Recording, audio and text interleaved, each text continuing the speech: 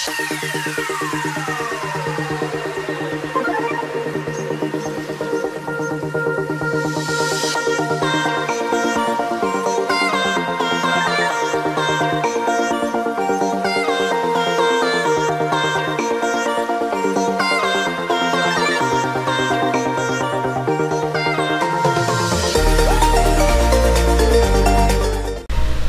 everyone! I'm Teacher Margie. Sa mga gumagawa ng School Form 7, nakita nyo na ba ang bagong Electronic School Form 7? Sa video na ito, tuturuan ko kayo kung paano gamitin ang bagong Electronic School Form 7. Noong September 5, 2023, inilabas ang DepEd Memorandum No. 52, Series of 2023 about the adaptation of the DepEd Electronic School Form 7 or ESF7. Ito ay gagamitin ng mga public schools, elementary and secondary. Sa form na ito, makikita ang mga teaching loads ng mga teachers at mga ancillary services na ginagawa nila sa kani-kanilang school. This is a primary responsibility and accountability of school heads in every school. Ito ay libreng na-download sa link na nakasulat sa ibaba. Pagkatapos ma-download ang EF7, right-click to rename the file. So, ang ilalagay po natin is your region, underscore, SDO or division, then underscore, school name, then school year. Para naman sa mga senior high, so you are going to rename it with your region, underscore, division, underscore, school name, underscore, school year, underscore, then semester. Kapag napalitan na ang file name, you can now open the file. Para ma-edit ang template, kailangan ninyong i-click ang Enable Editing at sa Macro. So, ganito yung itsura ng template. Dito sa upper left side ng template, may makikita kayo dito sa column A1 na reminders. So, good day. This tool is a database-driven tool, means that there's a hidden database sheet that will collect all the information that you inputted on this workbook. So, ang limit storage nito ay 1,000 personnel. At ang pwede mong mailagay na loads ay 20 loads per task per teacher or 20,000. You can add personnel button. This will add personnel on your database. Make sure to fill in 10 first and last before clicking this button. Search button naman, this will search a record of a personnel where you can view all the information you've inputted. So, masasearch ninyo kung meron ng mga data dito na na-input ninyo or na-encode, pwede na kayong mag-search button. Then, you can save and edit the button. So, save edited button. This will save all the information you have edited or changed of a personnel. You need to click Save Edited button in order to change and save it on the hidden database sheet. So, pwede rin kayong mag-delete all data. So, yan yung mga features ng template na ito. So, ang una ninyong gagawin ay ilagay ninyo ang mga information about your school, the school ID, ayan, the name of your school,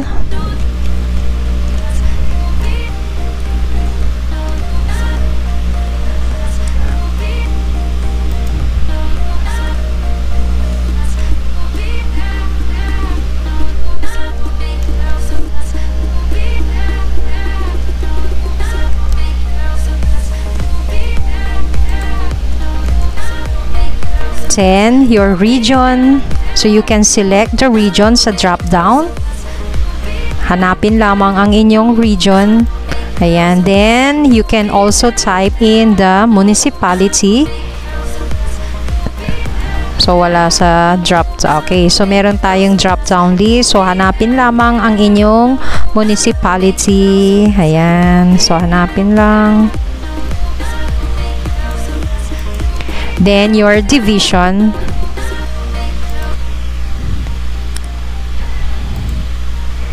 Then, ilagay din kung ilan ang learners or enrollment ninyo sa school year 2023 to 2024. So, itong school year na ito ang ilagay natin. Yung mga official na enrollees natin from kinder to grade 6. Kung meron man kayong SPED, pwede ninyong idagdag yan. Ayan. Then, for example, mag-input tayo. Kunwari, 320. Ayan. Then, district. So, ang district natin, ilagay natin ang pangalan ng district. So, sa amin, district 2 lang. Ayan. Ay. Okay, then, number of instructional rooms. So, ilan ang instructional rooms ninyo or classroom na ginagamit ninyo sa inyong school? So, for example, 13. Ayan. So, 13 ang instructional rooms. Yan yung inilalagay natin sa NSBI. Kung kayo ang gumagawa ng NSBI, alam nyo na kung ilan ang instructional rooms ninyo. Kung hindi pa, tanungin ninyo sa inyong property custodian. Then, write the school year. So, 2023 to 2024. Then, click proceed. Ayan. Para mag-save yung data sa information about your school. Ayan. So, makikita ninyo dyan sa box, done saving. You may now proceed. Ayan. So, click OK lang yan. Okay, so next naman is to add personnel. So makikita natin dito sa add personnel is the tin of the personnel, first, middle name, and last name. So for example, ang maglalagay tayo ng sample lang na tin. So ang tin number natin ay 9 digits. So kunwari yan.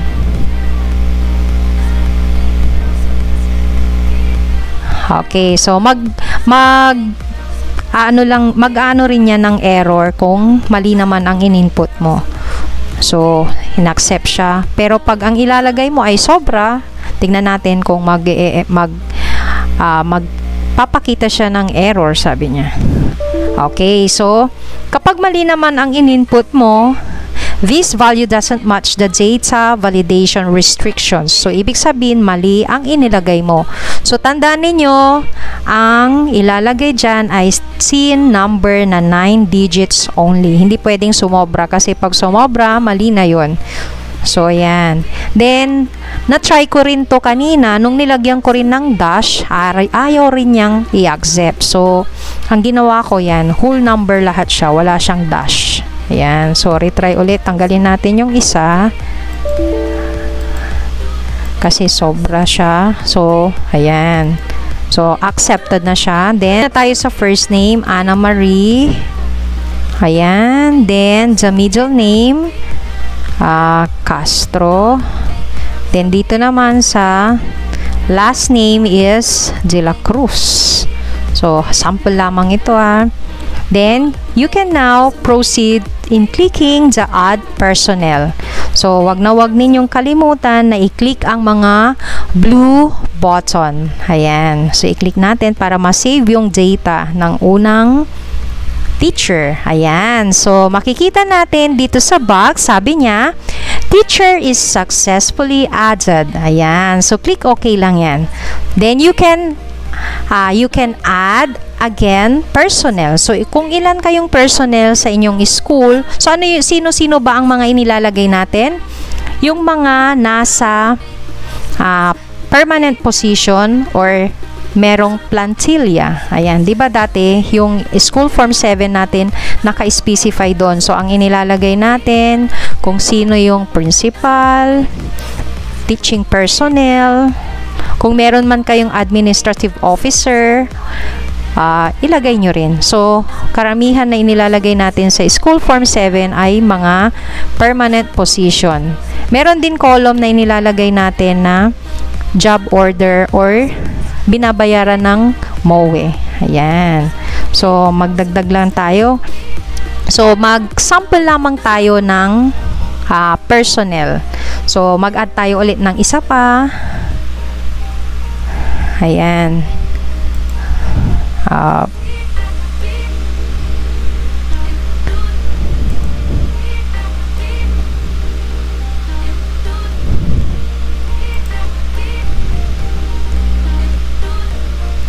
Ayan. Then, you can add personnel. Click add personnel. Ayan.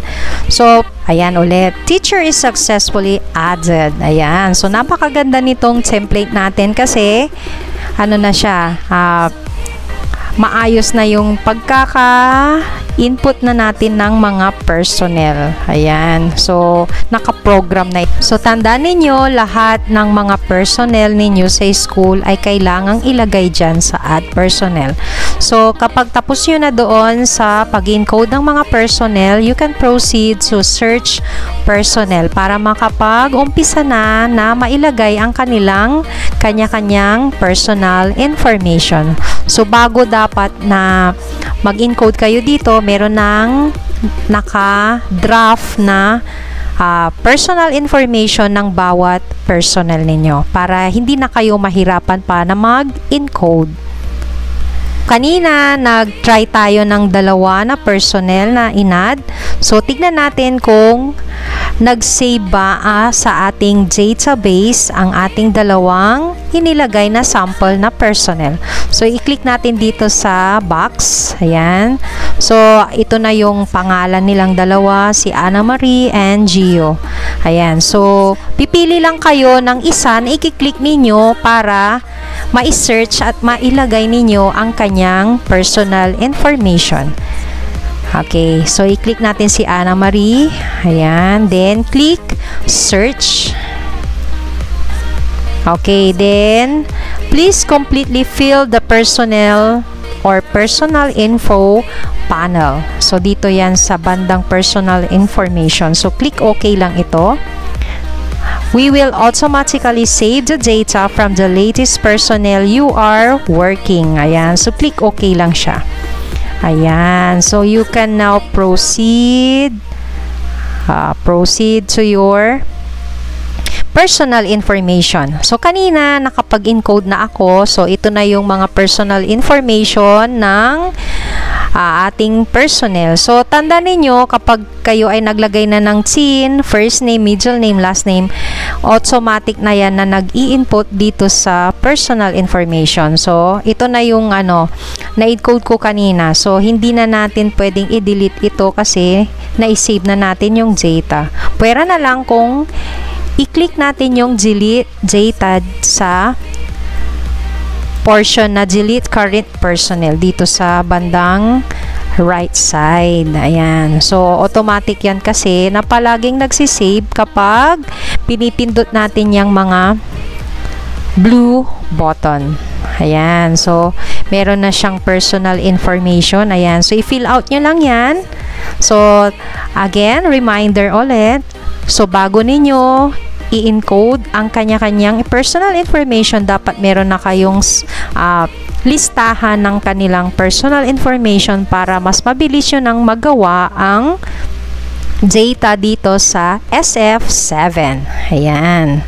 So, kung kayo ay 15 na school personnel sa inyong school, so, ibig sabihin dapat ang magre-reflect din ay 15 na personnel dito sa SF7. Ayan. Kung tapos nyo na dito sa personal information, you can now click Save Edited. Ayan. So, i-click nyo yan. Then, lalabas yung successfully edited, sabi niya. Then, dito na tayo proceed sa subject, taught, advisory, or ancillary. So, depende yan kung sinong personnel ang inyong ini-encode or sinelect. Kung school head yan, syempre, piliin ninyo na task niya is hindi siya teacher, 'di ba? Makikita naman natin diyan kung anong designation niyan, magre-reflect dito 'yan sa ating column. Ayan. So lahat 'yan meron siyang drop-down button na ating pagpipilian. Okay, kung ang napili nyo naman na personnel na i-encode ay advisor, so, syempre, lalagyan nyo siya ng section or description. Ayan. So, ito na yung na-encode natin kanina na sample. So, i-click lang natin. So, ilagay lahat ng mga itinuturong subject ng teachers, lahat ng working loads niya. Ayan. So, teaching loads yan. Contact time sa ating mga learners. So, nakalagay din dyan kung anong oras itinuturo yung subject na yon. So, saan natin makikita yan? Syempre, sa ating class program. Ayan. So, dapat hawak-hawak mo ang class program or teachers program ng bawat teachers para mailagay mo ng tama ang mga itinuturo nila at kung anong time nila itinuturo ito. So, tandaan ninyo, kapag nag-i-encode tayo dito, automatic na kinakalculate na niya ang minutes of actual teaching. So, hindi nyo na yan mai-inputan yung mga minutes at saka loading additional. So, mga loads yan. Automatic na yan na nagko-compute. At saka dito naman sa column, other classification trainings related to kung ang teacher ba ay nag-training dito sa subject na ito or sa kanyang itinuro. Ayan. So, yes or no lang yan. Ayan. Then, dito naman sa remarks, reasons for blank total teaching. Siyempre, kapag dito, naglagay tayo dito, mga remarks, so, ilalagay natin dito yung mga reason natin. Ayan.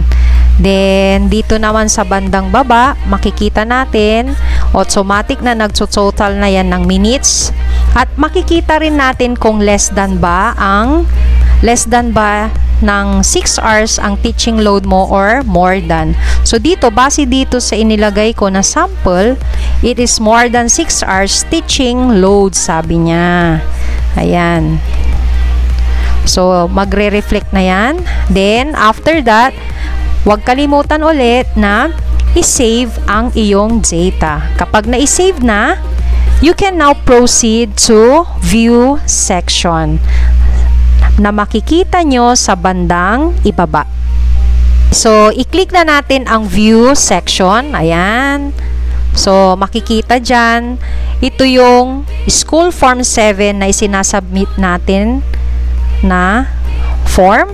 Ayan. So, dito naman, makikita nyo sa upper right corner, meron siyang blue button. So, huwag kalimutan na pindutin yan para mag-reflect yung in-encode nyo doon sa database. So, i-click lamang yan. Ayan, hintayin natin maging successful. Okay, so sabi niya, done. Also, formatting. Try changing the paper size into legal or folio. So, i-click nyo lang yung okay yan. Then, tignan natin kung nag-reflect na ba yung mga in-encode natin doon or nag-jive ba ang in-encode natin doon sa user form or doon sa database natin. Ayan, so makikita na natin. Ayan, so nakalagay na ang lahat ng information na inilagay natin doon sa database natin. Ayan. So, nandyan na rin kung ilang minutes per week ang iyong actual teaching. Then, minutes per day. Ayan. Then, ano ang remarks? More than 6 hours teaching. So, ibig sabihin, overload. Ayan. Okay. So, sample lang ito. So, ganun lang kadali ang paggamit ng bagong Electronic School Form 7. Sana nakatulong itong video na ito para masimulan nyo na rin na gamitin ang bagong Electronic Form 7 sa inyong paaralan. Maraming salamat!